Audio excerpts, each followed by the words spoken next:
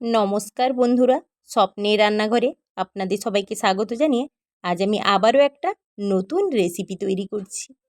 আজ আমি তৈরি করেছি ছানার কচুরি।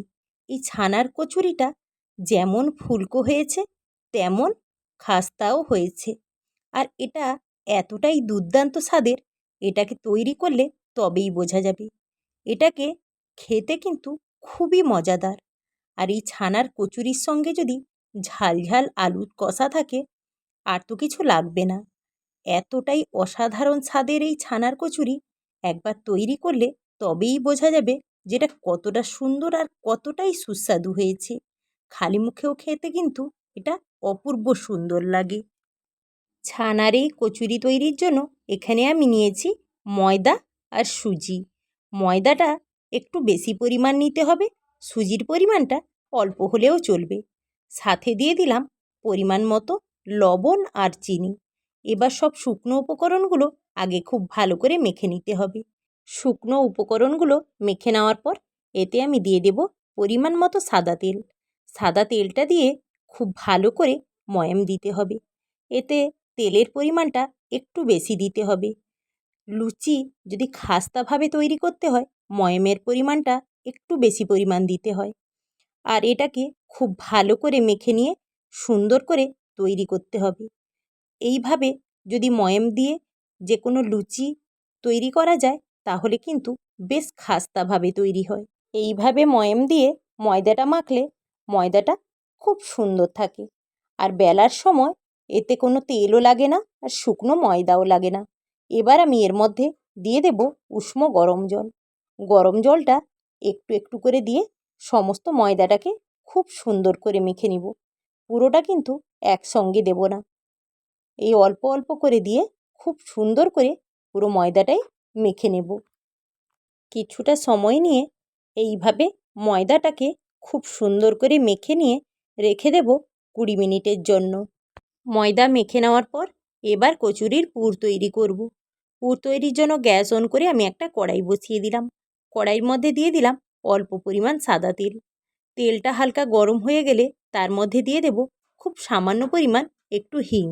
হিংটা দিয়ে নাড়াচাড়া করার পর আমি ওতে দিয়ে দেব আদা বাটা আর কাঁচা লঙ্কা বাটা। এই দুটো খুব ভালো করে কিছুক্ষণ একদম আঁচ কমিয়ে নাড়াচাড়া করে নেব। কিছুক্ষণ নাড়াচাড়ার পর এবার আমি এর মধ্যে দিয়ে দিলাম খুব সামান্য পরিমাণ একটু হলুদ গুঁড়ো। হলুদ গুঁড়ো দেওয়ার পর ঠিক এইভাবে আবারও একবার নাড়াচাড়া করে নেব। তারপর দিয়ে দিলাম স্বাদ অনুযায়ী লবণ আর চিনি। অল্প কিছুক্ষণ নাড়াচাড়া করে নিয়েছি। এবার এর মধ্যে দিয়ে দেব মেখে রাখা ছানা আর বেটে রাখা মটরের ডাল। দিয়ে সব কিছু খুব ভালো করে নাড়াচাড়া করতে হবে। নাড়াচাড়া ততক্ষণই করতে হবে যেন মটরের ডালের রসটা খুব ভালো করে শুকনো হয়ে যায়। মিডিয়াম আঁচে কিছুক্ষণ ঠিক এইভাবে নাড়াচাড়া করে নিয়েছি। বেশ কিছুটা সময় ধরে নাড়াচাড়া করে নিয়েছি। এবার আমি এর মধ্যে দিয়ে দেব ভাজা মশলা, এলাচ, লবঙ্গ, দারচিনি, জায়ফল, জয়িত্রী আর অল্প একটু মৌরি দিয়ে গুঁড়ো করে নিয়েছি। সেটাই দিয়ে দিলাম হাফ চামচ। দিয়ে খুব ভালো করে নাড়াচাড়া করে মিশিয়ে নেব। দেখেই মনে হচ্ছে পুরটা খুব সুন্দর করে ঠিকঠাকভাবে তৈরি হয়ে গেছে। এবার এটাকে ঢেলে নিয়ে খুব সুন্দর করে আগে ঠান্ডা করে নিতে হবে। ময়দাটাকে খুব ভালো করে আগে তো মেখেই নিয়েছিলাম, তবুও ভালো করে আরও একবার মেখে নিচ্ছি। খুব সুন্দর করে মেখে নেওয়ার পর এবার এটাকে লেচি কাটতে হবে। এই লেচির সাইজটা একটু বড় হবে। যেভাবে সাধারণভাবে লুচি করি তার থেকে একটু বড় রাখতে হবে, যেহেতু পুর পড়বে আর পুর দিয়ে বেলার পরে অনেক সময় ফেটে যেতে পারে। সেই জন্য একটু সাইজে বড়ই রেখে সবগুলো লেচি একে একে আমি কেটে নিলাম। লেচিগুলোকে এইভাবে আগে বাটির মতন করতে হবে। বাটির মতন করে নিয়ে তারপর এর মধ্যে পরিমাণ মতো পুর দিয়ে চারিদিকটা খুব সুন্দর করে বন্ধ করতে হবে, যেন একটুও আলগা থেকে না যায়। একে একে সবগুলো লেচির মধ্যে একই রকমভাবে পুর ভর্তি করে নিয়ে চারিদিক থেকে বন্ধ করে নিয়ে কচুরির মতন বেলে নিতে হবে। এইভাবে একে একে সবগুলোই আমি তৈরি করে নেব। পুর ভরে নেওয়ার পর এবার বেলে নেওয়ার পালা।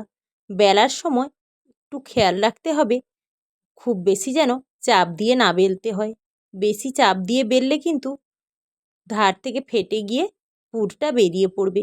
সেই জন্য এটা সেইভাবেই বেলতে হবে।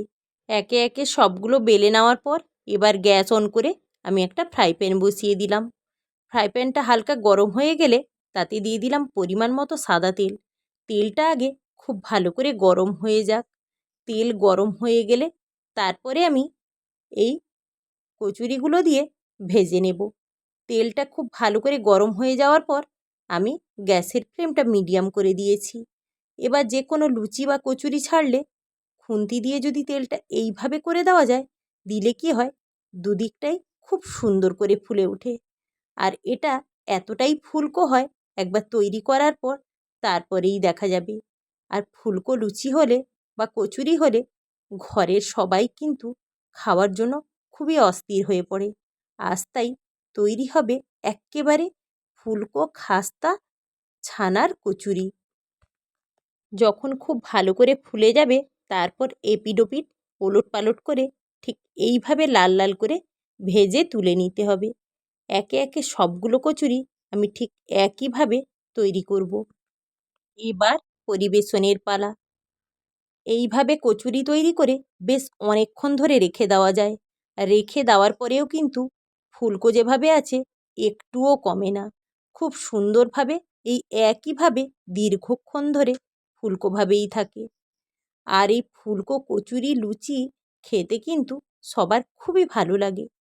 আমার এই রেসিপিগুলো যদি আপনাদের ভালো লেগে থাকে আপনারা অবশ্যই লাইক কমেন্ট শেয়ার করবেন। আর নিত্য নতুন রান্নার ভিডিও পেতে আমার চ্যানেলটিকে অবশ্যই সাবস্ক্রাইব করবেন। আর যারা ফেসবুক থেকে দেখছেন তারা পেজটি অবশ্যই ফলো করে দেবেন। লাইক কমেন্ট শেয়ার করতে একদমই ভুলবেন না।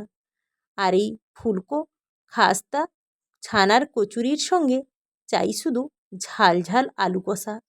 আর এই আলু কষা দিয়ে এই কচুরিটা অসাধারণ লাগে। এর আগের ভিডিওতেও আমি এইভাবে আলু কষা তৈরির ভিডিও দিয়ে রেখেছি।